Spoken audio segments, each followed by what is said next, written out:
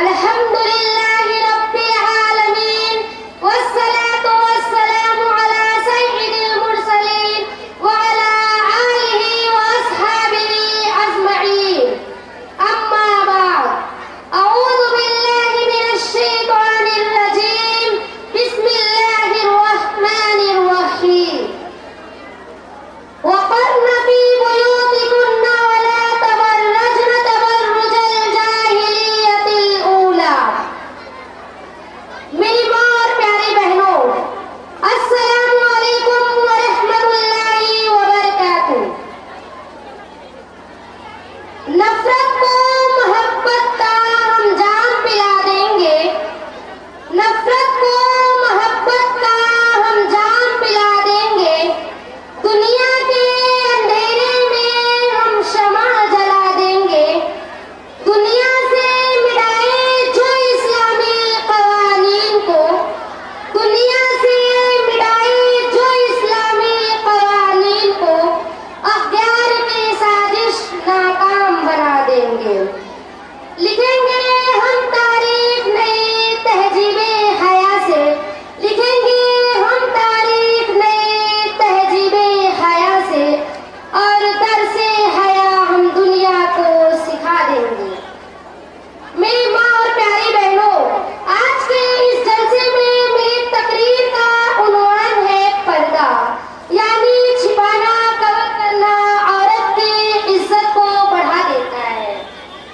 حضرت علی رضی اللہ عنہ فرماتے ہیں کہ میں نبی کریم صلی اللہ علیہ وسلم کے پاس تھا. آپ صلی اللہ علیہ وسلم نے ارشاد فرمایا، ایُّ شیءٍ خیر للمرأة، کون سی چیز عورت کے لیے سب سے اچھی ہے؟ اس پر تمام لوگ خاموش رہے، کسی نے کچھ جواب نہیں دیا. حضرت علی فرماتے ہیں کہ جب میں گھر لوٹا تو حضرت فاطمہ سے پوچھا، ایُّ شیءٍ خیر للمرأة، تو حضرت فاطمہ نے جواب دیا، لا یرین الرجال ولا یرونہن، نہ عورتیں مرد کو دیکھیں نہ مرد عورت کو دیکھیں. حضرت علی فرماتے ہیں کہ پھر میں نے حضور علیہ السلام سے اس کا تذکرہ کیا تو آپ نے فرمایا کہ فاطمہ نے صحیح کہا اور فاطمہ میرا ایک ٹکڑا ہے. اس حدیث میں آپ نے عورتوں کے لیے سب سے اچھی چیز یہ تجویز فرمائی ہے کہ نہ عورتیں مرد کو دیکھیں نہ مرد عورت کو دیکھیں. لیکن افسوس سچ افسوس، آج ہماری مائیں اور بہنیں باریک سے باریک لباس میں ملبوس و مزین ہوتی ہیں.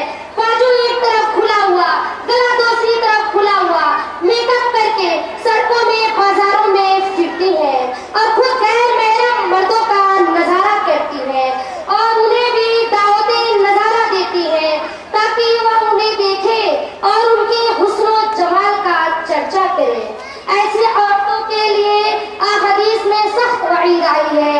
نبی اکرم صلی اللہ علیہ وسلم نے ارشاد فرمایا، رب کاسیات عاریات مائلات ممیلات لا يدخلن الجنہ، کہ بہت سی عورتیں زمانے میں پیدا ہوں گی جو لباس پہنی ہوئی ہوں گی پھر بھی ننگی ہوں گی، بدن پر لباس ہوگا پھر بھی برہنہ ہوں گی اور خود اجنبی مردوں کی طرف مائل ہوں گی اور ان کو بھی اپنی طرف مائل کریں گی.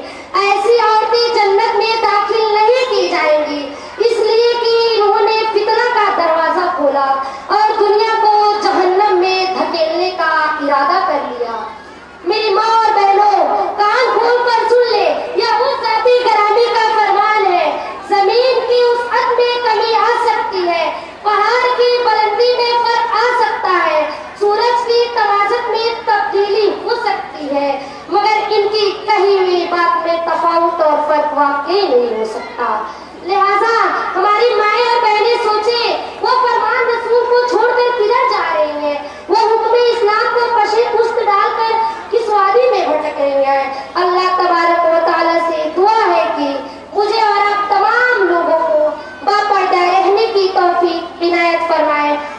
شکریہ.